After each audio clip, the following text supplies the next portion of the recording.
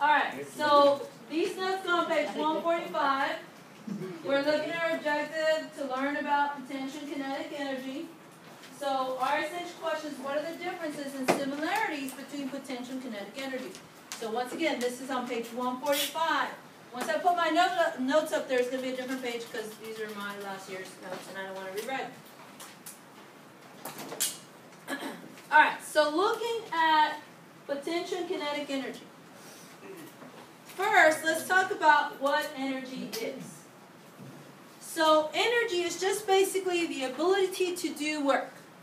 And remember, work is taking something and moving it from one place to the other. If the object moves, you did work. In order for that to happen, you have to have the energy for that to happen. So energy is just basically the ability to do that work, to move an object. An object with energy can create a force. If the force is big enough to move the object, then you did work. And whenever we look at energy, we always measure energy in a specific unit, which is the joule. When we write the joule, we are going to write it in a capital J, with a capital J. Now, we have not done calculations since we stopped chemistry. So we're going back to start doing calculations. So please remember, when we start doing calculations and you start looking for potential energy, kinetic energy, and so on, you need to remember to include the units. So the unit for energy, when it's asking you for energy, the unit will be the joule, which is uppercase J. Now, we are going to look at two classes of energy, which is potential and kinetic. And I said before, basically, every single type of energy out there will either be in the potential class or the kinetic class, depending on what it's doing. So let's start out by looking at potential energy. So technically, when we look at potential energy is stored energy. It is stored energy that is due to position. Please, please, please, do not think of potential energy as energy that is not moving. Every single object, moving or not, has potential energy.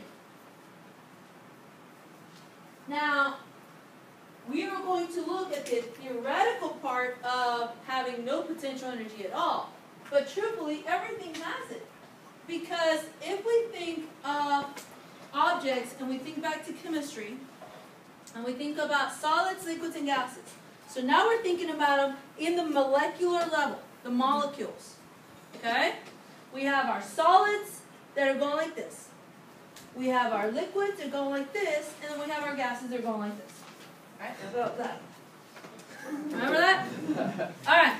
Now, even when we have plasma going like this, it can eventually go faster, right?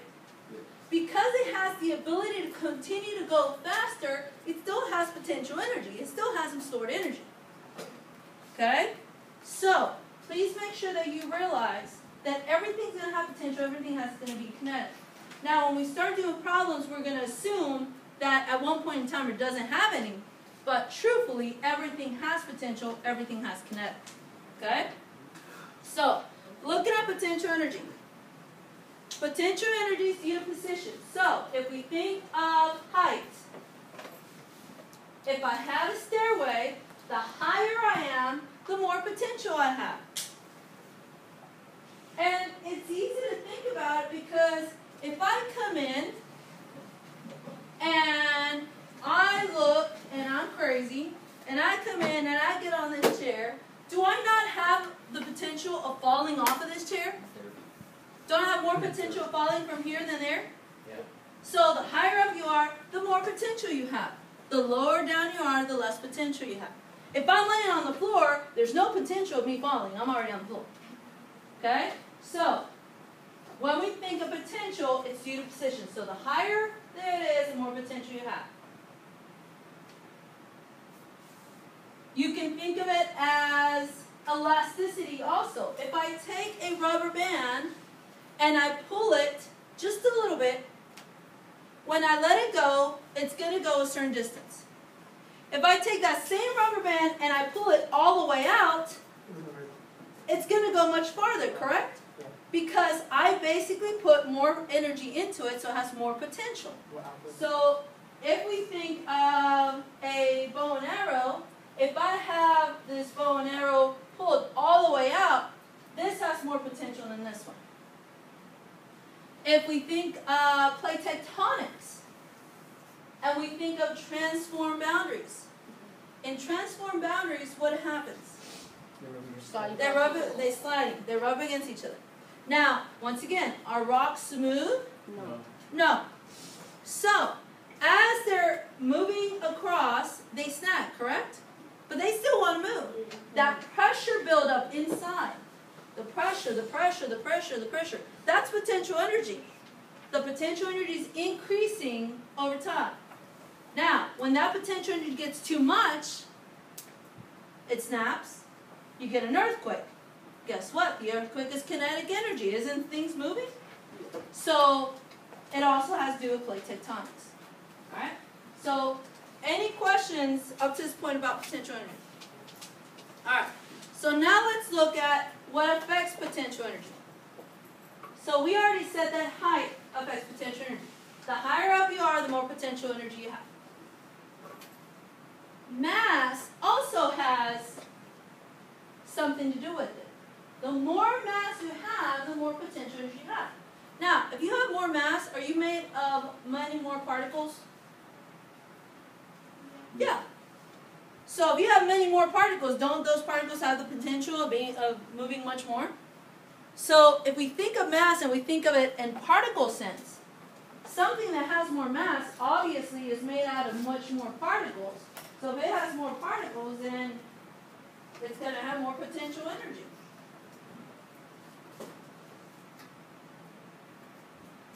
Later on, we're going to see that this also relates to forces and how something that has more mass has more inertia. Because it's going to be harder to stop it, or it's going to be harder to get it to start moving. So we're going to look at how this also relates to forces later on.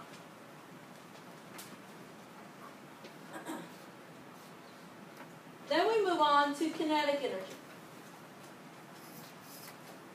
And kinetic energy is the energy of motion. Now, once again, if we go to the molecular level, even a solid that is not moving still has kinetic energy because the molecules are moving. In kinetic energy, since it is the energy of motion, as speed increases, kinetic energy increases. As mass increases, kinetic energy increases. Because once again, you have more particles. So, if I have an airplane on the ground, and I have an airplane that is riding down the strip, which one has more kinetic energy? The one on the strip, right? Because it's moving. Now, they're still the same exact mass, but then you would look at this actual speed. So, with kinetic energy, excuse me, you want to make sure that you look at speed and the mass. With potential energy, you want to look at the height and the mass, because those are all related.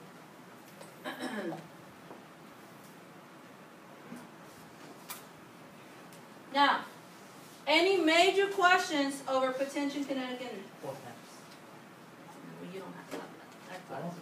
And you will end up before this corner. Oh yeah, we got to think those in Sunday. I'm sorry? Alright, now, I'm going to go ahead and give you your assignment for your special assignment, which is your next week's special assignment. It is going to be due on Thursday, and it is a folded 2, so take the piece of paper that I gave you. go ahead and set it up for your folded 2. Dame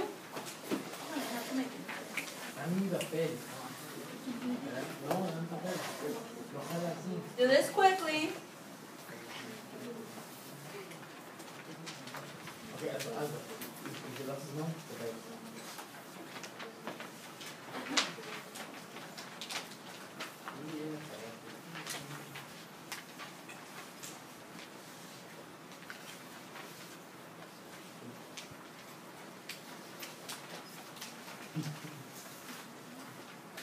Alright, so if we look at this folded 2, it's going to be a compared contrast of potential energy, kinetic energy. So potential energy will be on the one side, kinetic energy will be on the other. Remember, just like always, we'll have a picture for them and a word or phrase. On the front, I don't want to see the words energy, I don't want to see the word potential, and I don't want to see the word kinetic. Okay? So, bless you, bless you. I don't want to see any of those words on the front. So, no energy, no potential, no kinetic. Okay? And for potential, I do not want to see not moving. Because that's incorrect. Okay? So for potential, I do not want to see anything that says not moving, at rest, nothing that says that, because that is incorrect. I don't want you thinking about that. Okay? Then on the inside, this is where you're going to write the word potential energy, and you're going to explain your picture, your phrase. Guys, some of you are being very lazy with these explanations. It should be a good 3 to 4 sentence explanation, because you're explaining how it's showing you potential energy. Okay? Same thing for kinetic. Your explanation, your picture, and your phrase. Now in the center, we're going to have our similarities, differences. You can do it as a Venn diagram, as a bullseye. Some of you like the 3-column chart. You can do that too. Okay? I should see at least 2 similarities and 3 differences. It could be examples. Alright, so any questions over your folded 2? Alright, we have 10 minutes left in class. If you did not finish your